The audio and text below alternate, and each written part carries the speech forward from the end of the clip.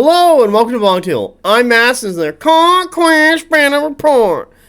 I am playing Dweghom, Frenzied Flame, into Nords Mortals, I guess that's called, or like Nordcav is what I want to call it. Fuck me with that March Charge stuff coming out of the Savage. That dude is legit. Alright, let's get into the list. We'll just go through them really quick and we'll get into the game. Alright, Frenzied Flame ending. Everyone loves it. Frenzied Flame. Woo! Spin those colors. Alright, I'll talk about this. Okay, Hold Rare Warlord. So, the big thing about this list that people gotta know and understand is that it is using the Hold Rare Supremacy to allow the 4 units of Flame Berserkers to score. What it allows you to really put a lot of early pressure on the table. So, this is like an aggro style list. And it's very hyper about it, and you're really going to be pushing that line of engagement forward, taking over a lot of board space, scoring those zones. You then cascade into your Magma Forge, who will follow up behind the Flame Berserkers to score zones, but also fill in any of the gaps that are created when Flame Berserkers die, or continue pushing with them. And then after that, you're going to hold the back zones and other stuff with Hold Warriors. So, because they got that Vanguard, they're going to be coming off the side of the table, like, super far because your reinforcement line is so far pushed with the Flame Berserkers. It's not uncommon for the Flame Berserkers to be on your opponent's half of the table on turn 3. Like, by turn 2, they're going to be already halfway across the middle of the table. And turn 3, if they just get a charge off, start clashing shit, they're going to be on your opponent's side, and your opponent's just going to have to be dealing with them. So you need something in the background to take over zones and stuff. That's what you got the Hold Warriors are for. The Hold Warriors also double up as just kind of like being in the way and stalling for time. So if you're really pushing a flank and you need to just stall out the other flank, you can just sacrifice Hold Warriors to that. It's fine. Like, they're Hold Warriors. You just Men-at-Arms with 5th wound and you cost 25 more points. Like, well, you have Vanguard now, so like, yay. Vanguard on them is actually good, but their actual, like, stats wise, you're just expensive Men-at-Arms. And that's really all you're using them for. Lastly, to close out the list, you got your double Ironclad Drake. This is what kind of pushes the list over the edge, because you're like so far forward, you're smashing your opponent. You deploy one flank, one Drake, either on turn 3 up the middle of the table or whatever flank you want to push, and then on turn 4, if you don't get that other Drake, you can just slide deploy it and it's going to come on super far up the table and then like push another flank, or you do what I've done in some other games where you just deploy them on the same flank and just kind of push and they just windshield wiper the table. You can do a lot with these Drakes. I call them the Master of 2 because you got Brutal 2, Cleave 2, Terrifying 2. And it's just good. Like, it's just a great heavy. It's a great monster. It's not super defensive. Defense 3 is very much common on monsters. It has evasion 2, but it's got no harden. It's got no other defensive tech. It's not like it has a shield or oblivious or anything like that. It's not fearless. But if you're going all offense, the Ironclad Drake is super great for it. Also, just remember that Om is eternal. I swear to God, I always forget this. Like, at some point, I might as well just take a Sharpie and just write it on the back of the Drake mini itself, just to remind myself, because I keep forgetting about that rule. It doesn't change anything, but it is nice to have and, like, reroll your stuff. Alright, that's Frenzied Flame. Have fun. Next list. Alright, so my opponent, who was playing Nords, played Surprise Motherfucker. This is Colin, who's my local. Great player, great guy. Him and I always have great games. And he likes to do mortal Nords, so no beast, no gods, just man. And we'll talk about the Savage. Fuck this guy. Alright, so Savage. I kind of want to start here because this is kind of like a bit of the crux of the list itself. It allows you to have a free additional charge. So your Oofnarls and Bear Sharks are threatening farther than cavalry. Because you're just going to go 6. Like, you're going to have a minimum charge of 13 or 12 plus d6. Like, you can go pretty far. And you still get your clash. But super good. Especially on Bear Sharks with their 5 attacks and Cleave 2. Especially on Oofnarls with their 7 attacks. Like, you're just kind of printing money at that point. The other thing about this list that is pretty funny is that all of the mortals, except for Huskarls and Bocho, have Tenacious 1, so they're going to be taking away attacks. So if there's any chip damage, this is actually really good against the Aura of Death 4. A lot of these guys have low defense, like the Ufnarls are defense 2, the Bear Sharks are defense 2. So you're usually like failing 2 of those rolls. If you have Tenacious 1, you're only taking 1 wound from Aura of Death. Sometimes you fail 3 and then you're taking 2 wounds, but still, so you're only taking like 2 to 3 damage. So it actually reduces a lot of damage you're taking. You're not just losing stands to Aura of Death. And that's really what's going on there. But like that March Charge, so you can like March Charge Clash, super good. Extends your threat range, allows you to get the drop on people. The other thing is the Ufnarls having Vanguard, so they're going to be shooting up the table as well. And because of the March Charge, they can get that damage on and just kind of project out. So you kind of have just 4 cruise missiles built into Lift with 2 units of Ufnarl and 2 units of Bear Sharks. My opponent is playing a Jarl Warlord with the Raid Tactic Supremacy and the Travel Tactics, so all the Mortal Regiments, was basically everyone except for the Bow Chosen, gets Opportunists. Yay! However, my opponent with his Conning Gear and his 2 units of Bow Chosen, because they are War Brothers, or War Brethren, they also get the Conning Gear's Travel Tactics, who took Opportunists. So everyone has Opportunists in the faction, or my apologies, in the list. And this is still really good, especially with the March Charge. Like, you can kind of flank really wide, march up, get into the flank, come in with that Opportunist. Like, Ufnarl in Clash 2, they inspire to 3. Getting Opportunists with their 7 attacks, they're going to get a ton of hits. Same with Bear Sharks. Like, you're just asking for work. The only thing in here that I would actually comment on is that...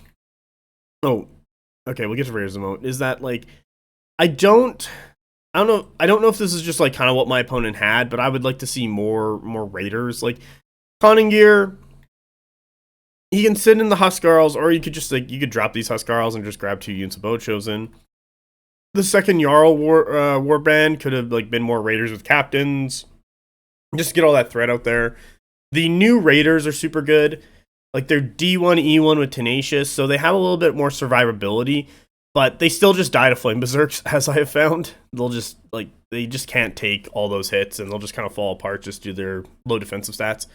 But they are really solid. At 130 points, a light scorer, with the Frenzied Flame list is really, really good. They're even cheaper. The captain's only 1 stand for scoring the officer here, but that's still fine. That's all you need. Like, if there's no one in the zone, you're scoring it anyway, and that's all you really care about. You're not trying to, like, stand max as I'm going to dub it, to, like, trying to out contest your opponent and gain points, but just allowing you to score is super good. Other things about Nords, I don't know. It's a pretty straightforward list. Like, you got 2 Ufnarl, 2 Bear Sharks, 2 Huskarls, 1 Raider, and double Bow Chosen. There's really no other upgrades except for all the Savages and Captains, and then you have Vinda the Dancer with the Connie's Cleave one. That's really it. The news, what is it? Army rules, yeah. So Nord's got a bunch of new army rules. I believe we did a podcast episode about all that. It's like almost 4 hours long, as is tradition. The new Nord army rules are actually super good. I like that when Nords charge, it gains +1 resolve. I like that when Nords charge, they get +1 scoring stands. So that's super great. They still get the +2 charge movement when they're fighting something that's already engaged. So they're really great at piling on, what this list kind of wants to do, especially with the Opportunist. And so you can really long bomb some stuff with that March Charge out of the Savage. And then I believe it is the terrain. Now they no longer ignore hindering terrain for the Inspired, so they're always going to get Inspired. So Nords is like in a really good spot right now. And as we played this out, I quite enjoyed the match that happened. My opponent's playing a Hyper Aggro list. I'm playing a Hyper Aggro list. So I don't know by the length of the video as I'm recording it, but I don't think it's going to be very long, but we're going to get a lot of stuff done because we're going to get into the fight right away. So let's get into the scenario. Our scenario today is melee. So, Niners, you cost 3. Sixers, you cost 2. Good job, Mass. You drew some great circles. Who allowed you to hold a mouse today? There we go. General strategy here is to kind of take over. Just take over, like the zones closest to you and the other one there, and then kind of just push out and take over 3 zones. And once you have that, you're kind of in a really, really good spot winning. You'll get the double scoring or the bonus points, and you'll get another zone. And at that point, you can kind of just score that out. and if you stay ahead of your opponent, you'll win. This does have kill points, like 2 for the character, regiment, and warlord, but this scenario kind of tricks you. It's actually just a huge point scorer on zones, and the killing of regiments is just bonuses after the fact.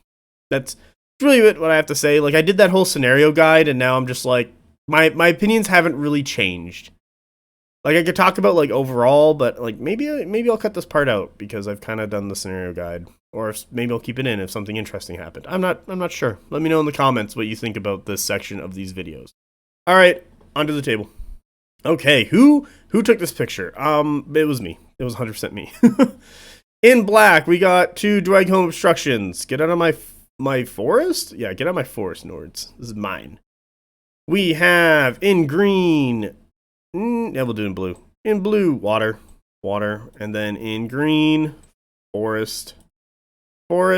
So forests are hindering obscuring. Water is water, so -1 clash if half or more of your stands are in it, or if half the monsters in it. And then also forests are size 3 and the obstructions are size 3. That's really it. Not a huge amount of terrain. We kind of are just like, we both know what was going to happen, so we just kind of put all the terrain in the middle, and we're like, all right, let's make it relevant. All right. That's it. That's all I gotta say. Turn 1. Let's get going. Hyper aggro focus frenzy flame. Go! Really, really good things happen turn 1. I got all 4 of my flame berserkers. Look at those. Look at those sweet, beautiful painted boys. My opponent gets raiders, bow chosen. So they still have a unit of bow chosen in reserve that I gotta be aware of. I initially start deploying like these raiders. Then I do these raiders. My opponent raiders. My God, I do those 2 flame berserks. My opponent puts on the raiders to counter. I'm looking now to collapse onto the middle and just kind of swarm out. I'm also looking to put these flame berserks here, but also kind of like sideways so that they can kind of project out this way when needed. These flame berserks on the left, like both these 2 are kind of looking to get one of them to stay in the zone and then wait for something to take it over and then push out more. That's kind of it. Oh! My apologies, I forgot to mention in the terrain, I'll do it in gray, we do have 2 hills. I think I took a photo of the table before we slapped on the hills because it looked really, there wasn't a ton of stuff. So we got 2 hills, that's it. Found out, I've been playing this wrong, is that you actually can't see through the hills unless you're bigger than the hill. So if there's a size 2 hill, then you need to be like size 3 or you need to be touching it. So that was bad on me. Learn something new every day. I learned about that, I want to say like a month or 2 ago, and I was like, oh, okay, so I have been playing those wrong, because I, like in my head, because of so much War Machine I played, I thought they were War Machine hills, but they are not. And so, as I play forward, you can use them as block line of sight, what's great. What else about this? Yeah, that's really it for, like, positioning. I'm running, like, straight up the table with my mob of Flame Berserkers, because I'm really trying to put a lot of pressure on my opponent. And my opponent's trying to set up a line of engagement and then also has to keep his bow chosen safe because he's going to get more and more value out of them as the game goes on. But I'm looking to start that scoring engine right away and to collapse on him. Let's go to turn 2. Here's turn 2.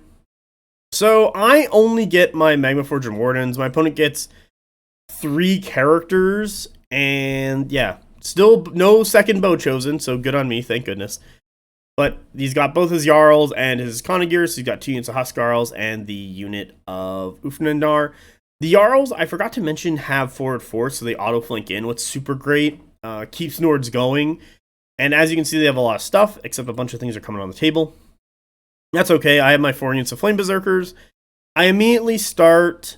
I believe I start with this right regiment of Flame Berserkers. I kind of put them in there to get on that zone, so they're going to score this zone this turn. Sweet.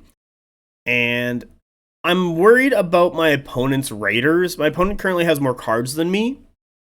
So we're just, doing characters to each other, and then things start happening. No one wants to give anything just yet, but at some point, my opponent's going to take something. I was just outside of 20 when I had deployed the left side Flame Berserk, so I'll do it in orange here. So now that I'm moving up, one of them's going to get shot. I knew that, so I'm like, okay, you know what? We're going to have the other Flame Berserks kind of run up here. Get in the, get ready for those raiders. Either they're going to project outwards and get on that zone and get those raiders later on, or what? My opponent counters with these Huskarls coming on the table. And this is like 10 inches, and now all of Nords being speed 6. This is 4. So I'm like, 4 with the reroll because they all have banners. I'm like, what am I going to do? I drop Magma Forge here. This is to counter the Huskarls if they come into these Flame Berserk unit because they're going to be there. That's going to put them within 9, so that's a 3 to get in. And I can then countercharge and get on that zone and kill them off. And I'm like, you know, that's a peace trade right there. I'll take that and like progress forward, and that'll weaken their flank if they go for the bait. If I win the roll off next turn, I'm just going to project outward with these Flame Berserks. I'm either going to go into these guys or go to these guys, or, you know, I'll figure something out. That's kind of the thing going on there. On the left side, these guys just wander up and get into a position to not get into my opponent's zone because the Raiders haven't activated yet, but to threaten those Raiders. And if the Raiders die to Flame Berserks, they can then go, I'll do it in orange, into these Bow Chosen. And as you see, those Bow Chosen, all 3 stands got onto the forest. Put a bunch of shots into these Flame Berserks who got up on the zone so I can score it. Sucks, but I'm still scoring it. You know, you're going to take some shot damage. Shit happens. It's fine. Ufnarls, Vanguard deploy, right up the table. They're looking to get into that zone. That's fine. Except I'm not super worried because the majority of the fight is on this side of the table in black here. And so I'm looking to like put more pressure this way. So if my opponent wants to sit there on that zone with a unit and not have them commit to the main fight, I'm fine with that. Like, they can score it. I'm already scoring 2. I'm going to put pressure on 3, and I'm going to take 3, and they can have that 1, and I have a unit out of combat. Because if he wants to free up that unit, he has to put his second unit of Ufnarls over there. And as we know, they can move like 19, and the zone is 19 and a half away, so they're never going to get on the zone. So, like, you could side deploy to get it on. It's going to be a little rough. And that's really turn 2. So a lot of this is like a lot of major positioning to like threat project outward. My next turn, I'm already setting up my deck where it's just going to be my first 4 cards as all Flame Berserks because all the Flame Berserks got to get to work. And there's a lot of juicy targets in front of me that I can go with. And then my opponent has the issue of if he activates, let's say, Raiders first, I can activate a Flame Berserker and attack his Huskarls. If he activates Huskarls first, I can attack a Flame Berserker and attack his Raiders. If he activates Bow Chosen first, I can activate like another unit to go elsewhere. So because it's all the same card, you have so much choice and so much control and how flexible you can be. If my opponent wins the roll-off, him and I will trade pieces. If I win the roll-off, I will trade up pieces because I get to choose the first engagement. And if my opponent chooses poorly, and let's say that Flame Berserk he wanted to go to already activated and like wiped out his unit down to a stand, or is now no longer in an area to be charged because it ran off to go kill something else, he is now down in activation, and I keep trading up. And that's what you're going to see in turn 3, so let's go there and I'll show it off. Okay, here's turn 3. We'll quickly do things I got on the table, then we'll get on to the fun part of all the Flame Berserk. So, good job for me. Ironclad, more Magma, more Hold Warriors. Good thing for my opponent. Bear Sharks, Ufnarls, second Bow Chosen. So, let us get on to the engagement. So, I win the roll-off. Was super great. I believe I had failed the first 2, so I had the bonus. I used the bonus, or my opponent rolled low. It doesn't really matter. I win the roll-off. And so, I immediately go into, what do I want to do? The Flame Berserks over here, I look at it. I think I need like a 3 or a 2 to get into those Raiders. So, these guys, go here. Smash the Raiders, kill them. I'm not on the zone because my opponent had the Raiders lipping over it. My opponent then, I believe, has Bow Chosen go. So I'm going to do it in purple here. So there is Bow Chosen right here. We'll talk about what happened. They just shoot. They just take aim and shoot these Flame Berserks. Those Flame Berserks go down to 1 wound. I activate my second unit of Flame Berserks. I look at it. I'm like, the Bow Chosen have gone. The Raiders are dead. So I now don't have to worry about the Flame Berserks over here. Let's do it. This. I don't have to worry about them just yet, so I focus on these Flame Berserks, and I just rotate them around. I'm already looking at my Magma Forge to get onto that zone, as you can see, so at a later point they get on that zone, so I will score that. But I don't need to get charged by Huskarls, so I'm kind of like, I'll just rotate them so that their stand is on the zone, like the one that scores, and if the Huskarls come on to me, the Magma Forge will have a side charge available to get into them. My opponent just kind of, in response to that, realizes he's not going to take that zone. He's just in a really bad spot, just kind of side shuffles to the left here in response.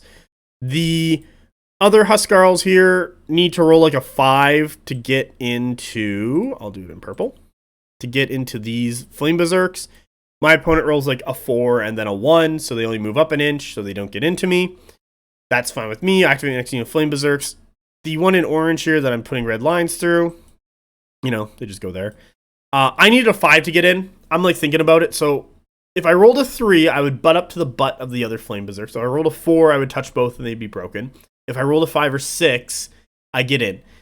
So really, I just need the second dice roll with my reroll to not be a 4, and I'm fine. So I roll, I get a 4, I roll, and I get a 5 or 6, and I'm in. So then they're in, they clash, they kill. My opponent in response brings up the Oofnarl. These Oofnarl get within like 7 inches.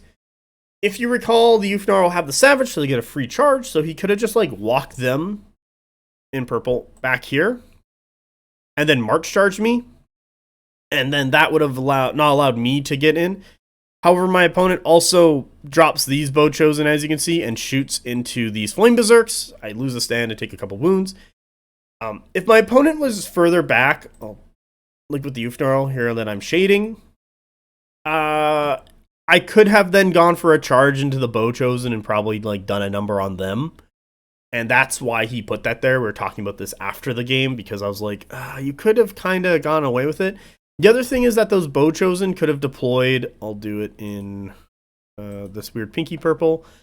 Like they could have deployed more here or like over here and still been able to shoot. I'm also on the hill, so I'm taller than everybody. So he could have put them right behind the Oofnarls and shot me.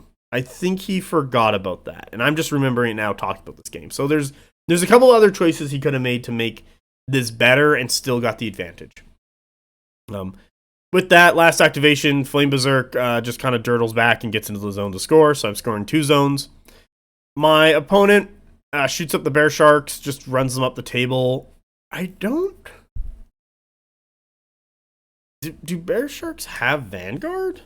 Don't think so. Because I feel like...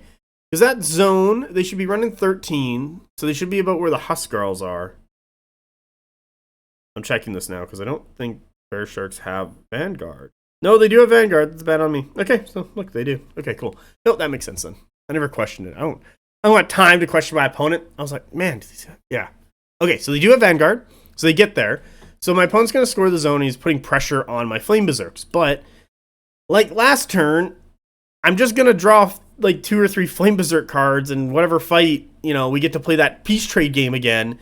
And even if he kills a unit of Flame Berserks, I just activate a different unit and go into something he hasn't activated yet. So it's still in my favor.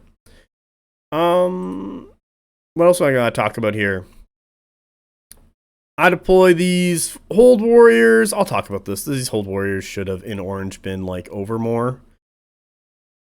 They should have been over more. They should have been, like, twisted more. You know, more of that stuff. And the reason for that is I want to tempt my opponent to charge me with these Oofnarls. But I also want the ability to, in orange, charge them with the Magma Forge. So I should have deployed them in a little bit better. It's not bad, but the issue is that the Magma Forge, if they do side charge the Oofnarls, are going to be in the water. They're not going to get all 4 of their stands. Like it's just a bunch of bad stuff like that where it's like, okay, this isn't going to line up. However, if my opponent's Oofnarl do charge off that zone, they will be, you know, they're not in the zone. They're not scoring. That's great for me. I don't want my opponent to score. But they just move up onto that zone and they score it, as you can see. So good on them. Ironclad Drake. This was a little tricky. I was initially going to drop him. I'll do it in orange again. You know what? We'll do it in like this yellow. Or black. Fuck it. We'll do it in black. We're just going to drop him on the right here. You know, kind of like push this flank. After looking at things, I was like, you know what? We're going to drop him right in the middle where he is. The reason for that is he can then, in orange, splurge right or splurge left. Depending on what happens and what collapses, he can fill that role and he'll just kind of kill the entire Nords unit and just keep going forward. And I can kind of just like train them forward where you can just charge, clash, because things are so close together. Lots of stuff going on turn 3. What's to expected because we're both playing hyper aggro lists. But we both score 7. Couple units are dead for my opponent, so I'm up on points. Let's go into turn 4 and see what else happens. Here's turn 4. So I'm in the roll-off. And first thing I do is I charge my Flame Berserks, who are standing on the zone, into these Bear Sharks. Those Bear Sharks go down to like 2 wounds, or if death triggers, my opponent rolls really well, and they're down to like a wound or 2, and they attack back, kill off a stand. My second unit of Flame Berserks, who are on this hill, charge into these, Oofnarls or whatever, do a bunch of damage. Bochosen, like, shoot at them, and then move up. And I believe the Oofnarls just kill them. So we'll just put a blue X through that. They just rally and clash, killing them. I believe I get all my stuff. My opponent gets his last unit of Bear Sharks. In response, with his middle kind of collapsing, he throws in another unit of Bear Sharks to try and support it, because he knows he's got that Drake down here to deal with at some point. So he's trying to like reinforce the middle there. He's got 2 stands on that zone. I got 2 scoring stands. No one's gonna score that zone over there. Let's put a black line here, so no one's gonna score that. Magma Forge just dirtle. Another unit of Flame Berserks, the one where the Drake was, they just charge into these Huskarls, do a ton of damage. Huskarls are living on like 2 or 3 wounds. My opponent in response reforms and charges his Huskarls into that Flame Berserk. I in response run that Drake up. I just march him up so that he can just side charge those Huskarls later and kill them all. Like he's just gonna hit and kill them. The Oofnarl on the left come off the zone, march charge into the Hold Warriors. This is a mistake. These Magma Forge here doing this side charge, that was a mistake. I should have instead just shuffled them over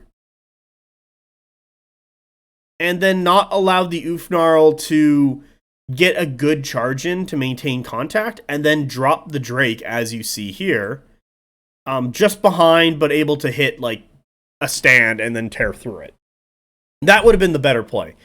And the reason for this, of what's happening here, is that these Bear Sharks, and I completely forget about this, have that march charge, and they're going to be able to get into my flank. So I give my flank up for nothing.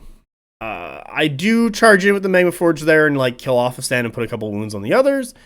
But those Magma Forge are just destined to die because that's just straight up a bad move, and that was a blunder on my part. However, in response, I was like 28 inches up with my reinforcement line, as you can see. And I just side deploy these vanguarding Hold Warriors, the Hold Ray. I take that zone. So I'm scoring 3 zones, and my opponent isn't scoring anything. And the really nice thing about that is that this is like 9 inches away, so I need a 4 with a reroll to get into those Bochosen. And I'm like, yes, that will be good. We will kill them, and I'll be happy. So yeah, turn 4, I'm scoring 3 zones. Ironclad Drake's in a really good position to start collapsing stuff. My opponent has a couple like single stands left, so he's not doing so great. Let's go to turn 5 and see how it goes from there, and if I just kind of like clean it up. All right, so here's turn 5. So I believe I win the roll-off again. I have both my Drakes. So the Drake 1 charges these Huskarls and the Conning Gear. Was that a good idea? Yes. Like, in retrospect, I was like, no, I want the Flame Berserk to go first so we can kill off that one stand of Huskarls and Jarl. But I'm like, also, why? It's one stand of Flame Berserks. The Drake is going to take up a regiment with Vinda the Dancer and an Connie. Like, that's just, it's printing money. So that's the better trade anyway. In response, the Connie kills that Flame Berserker, freeing up this Huskarl unit to go charge my Flame Berserks that are on the zone, as you can see. My second Drake, what did he do first? Actually, I think he did activate those Huskarls to go kill, he just charged, he like charged in and like did a bunch of damage to the Flame Berserks, but I made a ton of rolls and lived. Then my second Drake goes, kills these Oofnarl. that's fine. Actually, no. My apologies. He didn't have those Huskarls go. He had these Bear Sharks go. Hit my Magma Forge, if you recall, who were, I'll do it in orange, were right here. There we go. Wipe them out. Then my Ironclad Drake goes and kills his Oofnarl. There we go. Those are the sweet actions. So that's not great for me. Then he has, I believe, the Huskarls go. Then I get my Reagh, who just rolls the 4 with the reroll, gets into the side of the Bochosen and kills off 2 stands. They fight back. I only take like a wound, but at this point, that Reagh is going to kill off those Bochosen. That left side is going to collapse. His middle is 1 unit, and he's staring down an Ironclad Drake. The right side is secure.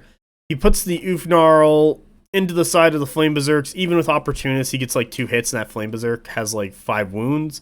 So even if I fail my defense rules and all my resolve, I'm still going to live with 1. And then at that point, those Flame Berserks activate, kill off this unit of Bear Sharks who haven't gone yet. And now he's kind of stuck and engaged with this 1 unit Flame Berserk who does score that zone because he has 2 scoring stands. There's only 1 stand contesting. These Mega Forge on the right here are kind of just diddling around, scoring that. And lastly, this Flame Berserk charges off the zone into these Bear Sharks, does a bit of damage, doesn't really kill anybody, but it is going to make sure that the Ironclad is safe if my opponent goes first, and the Ironclad can get into those Bear Sharks and kill them before the Bear Sharks can, kill the Ironclad. So yeah, at that point, my opponent calls the game. I'm already up on points. It's really in a cleanup stage. Like, he has 3 regiments that will have 1 stand left. I have 2 full regiments, 2 full monsters. I think 1 monster, this Ironclad Drake, do it in orange. He has a wound on him because the Jarl stabbed him when it died fighting. And then 2 little stands. Like, I've peace traded up, and that's all this is at this point, or what this entire game was going to be anyway. So he calls it there. We don't need to do the cleanup process. I don't know. I probably table him either next turn or the turn after. Like, it's not going to be too crazy. So let's go to score. All right, I score 30 plus whatever I killed. Yes, 48. Good job. Boop boop. There we go. Did it. 48. And my opponent killed. He gets 10 points, so he's going to be 22. And end on turn 5. Okay, let's talk about this game. So both lists were hyper aggro. Both lists wanted to get up the table, put pressure on their opponent. The difference between lists is that my front wave was literally the same thing 4 times. If I could take 8 units of Flame Berserks, I think I would. That's the wild part. I think I would 100% drop the Magma Forge and just take more Flame Berserks just to put on that pressure. The Cleave 2 does help in a lot of cases, but also the Magma Forge are 4 attacks, and I find a lot of the times is that, like, Cleave 2, yay, but also, like, 4 attacks. My dice are terrible. Like, there were plenty of times where I was rolling the 19 Flame Berserk dice, and I was getting, like, 9 hits, and I'm like, yeah, Clash 4. Woo! Happens way too many times. So, it's just a bad dice thing. Like, I've just accepted my fate at this point. However, let's get back to the list themselves. So, we're both hyper aggro. He has a bit of shooting. He probably could have waited on the shooting and used it more as a zoning piece instead of trying to be, like, actively pushing. Because he knows I got to get to that shooting, and he probably need a little bit more things around it to set up and defend it. The Oofnarl play on the left flank, I don't think he should have gone for it. I think he should have done the 2/3 rule and deployed more on the 2/3 and allowed him to, like, hop over his Bochosen or get those Bochosen safely on the hill where they couldn't be countered. At the point where I can kind of, like, roll the dice to get them, like, I'm going to do it. And as we see, like, once you get to Bochosen, if you have enough attacks, they just kind of die. Like, Flame Berserkers will take Bochosen. So the Bochosen really needed to be safer. I don't think the plink damage early on would have mattered. And we're talking about that where he's like, oh, you're so fast. I'm like, well, you're fast too. I think, like, my opponent needed to piece trade better and needed to position better. Like, turn 2 was a huge turn of positioning for myself. And as you saw, it collapsed into killing a bunch of my opponent's stuff, but then on turn 4 collapse more into killing my opponent's stuff, pushing him back, and allowing me to follow up with Drakes and Magma. And there's a couple, there's times like it's fluid. Like, he makes plays, I make plays. He's pushing like the Ufnar on the left. But the Ufnar on the left flank were isolated, and I literally just set him up with 2 regiments to be like, I'm going to win this trade and push forward and kill more stuff. Like, every battle, pieces were set up to win trades. And that's all I was doing with the list, and that's all I was doing in this game, was to set it up so that I would win trades if I won or lost a supremacy roll. It goes in my favor more if I win, but I can still make it out if I lose a supremacy roll. And because I just have the pieces set up, like, you're going to commit one thing into 2 things. I'm going to flank charge you and kill your stuff.